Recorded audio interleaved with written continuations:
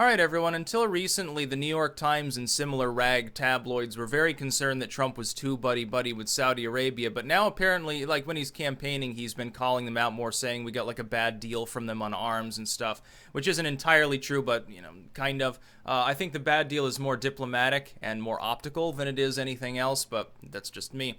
So now the New York Times is defending Saudi Arabia and saying basically, well, we've got such a strong relationship and Trump hazards this. And it's such a wonderful thing we have with the Saudis. So, link in the description. This is a total 180 from what the New York Times was saying a couple of weeks ago with regards to the issue. Before, it's like they're butchering Yemenis and human rights, humanitarian crisis of untold proportions, and cholera, and warmongering, and why are we giving them weapons? It's terrible. They're not our ally, which is all basically true. Yeah, there's some problems there. Trump now looks for a reason basically to throw the Saudi Arabians under the bus because they're not playing nice anymore as much on some of these deals.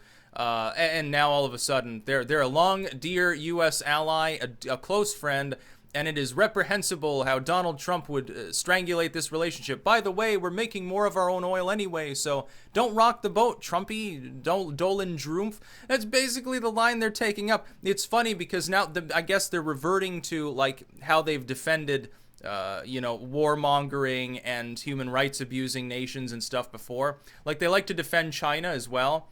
Hey, when's the last time that our media, that used to be so fond, by the way, of reporting on this back in the mid-2000s, when's the last time you saw an article about Chinese human rights abuses? No, now it's just like very neutral coverage about their social credit system. Oh, human rights advocates are worried, but at the same time, this is what the government of China says. Let's listen to what they have to say about preventing millions of people in their country from undergoing banking. Oh, wait, yeah, we'd be hypocrites if we called them out because we're encouraging that here in Silicon Valley. Yeah, that is really the problem. They love warmongers. They just don't want any warmongers that Trump is getting along with at the time. And they'll do a 180 the second that he doesn't. So he throws Saudi Arabia under the bus and uses it as a campaign prop, basically, which it is. It's a campaign prop more than any deep-seated ideological problem with the Saudi state or the Saudi government. And then all of a sudden the New York Times has no choice but to turn around and bite itself in the ass. Such very fun people. By the way, when you criticize them, I guess you're an enemy of the press or an enemy of free speech. It's like when, is it the New York Times or CNN that has like the thing, this is not a banana, it is an apple, #truth, and stupid shit like that. And it's like if CNN were reporting on it, they'd call it a grapefruit, and then they would call you a Nazi if you disagreed with them. That's the whole problem. The New York Times is one of the worst. I think, let's do a quick ranking here. Like, other than the second tier media, like Salon or Vox, they're obviously the worst, like the HuffPosts and stuff. Or on the other side, increasingly Breitbart, and I'd say the Drudge. Not Drudge, the Blaze. I don't have a problem with Matt Drudge. He's all right. But let's look at the top tier sort of legacy media outlets. Which ones are the most disingenuous? I'm gonna put. I think at the top I'd put the Atlantic. I think the Atlantic is the actual worst. BuzzFeed kind of counts. They're one of the largest of the second-tier groups. I'll put BuzzFeed at number 2. Fox, I would actually put in the top 5. A lot of people will be like, oh my god, no, don't punch raisins. I'm not a conservative, fuck them. Yeah, a bunch of rich people telling me that I need to love George W. You know, George W. wasn't actually that bad, say the people at Fox, in less lucid moments. Yeah, no thanks. But I wouldn't put him at 3. I'd put him at probably number 5. I guess CNN would be 4. And, yeah, I'd say the New York Times would be number 3, something like that. The Washington Post would be up there, but maybe at 6 or 7. Then MSNBC. The MSNBC calmed down some. It's funny to see CNN trying to supplant MSNBC as, like, we're the farthest left, and we're the most anti-Trump, and MSNBC is like, okay, we'll hire a couple of token bobblehead conservatives, and it's just sort of a little bit like Juan Williams on Fox News.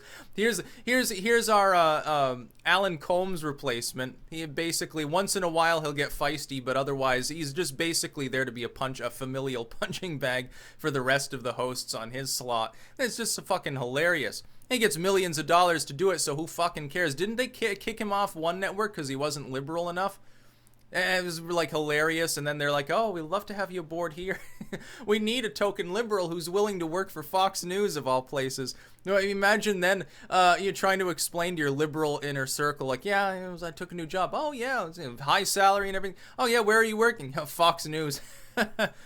Oh, are you there as the dedicated debater of evil-doing Republicans? No, I'm just on a panel. They give me $1,000,000 or something. I'm trying to anticipate those family conversations, like at the Thanksgiving dinner table. Juan Williams and his family, or one of these fake conservatives that they hired at MSNBC or at the New York Times when they had a few editorialists that were like from the Bushite right. They don't have any like populists or anything, and they never will.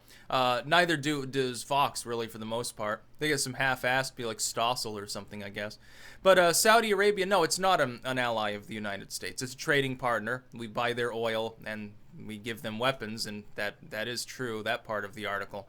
But to jump down Trump's throat and insinuate that he's hazarding a major relationship because he's going hard against the Saudis doesn't make any sense at all. The New York Times a few weeks ago was encouraging him to do more things like that and saying, well, he's partying with dictators and human rights abuse and oil causes. By the way, one thing that you don't see anymore, why aren't they talking about the climate change side of that diplomatic relationship? Oh, oil is evil, I thought.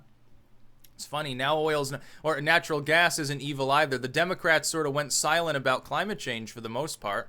When AOC brings up her bullshit deal and then gets smacked in the face by Feinstein and Pelosi, two of the most top-ranking Democrats. Now I think she's complaining at the moment about Kellyanne Conway, like questioning her religious beliefs.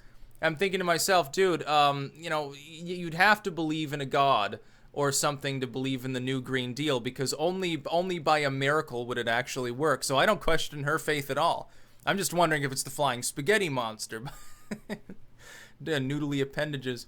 Yeah, we'll make those underwater train tunnels that she wants to build across the Atlantic, because planes are evil, I guess. We'll build them out of spaghetti noodles. You know, they'll turn droopy and stuff, but it'll be delicious. The whole ocean will be spaghetti. That's the future that I want to look forward to. But then we have to deal with the fact that Italy will become the new superpower. And, you know, the Italian Navy's already pretty strong. They're the only ones that have spaghetti flotation technology. So fucking, you know, the meatballs like icebergs, our ships will be sinking, and that'll make the spaghetti taste weird because I'll have like human meat and chunks of metal in it. I know I'm off on a tangent, but I find such things amusing. That's about all. Peace out.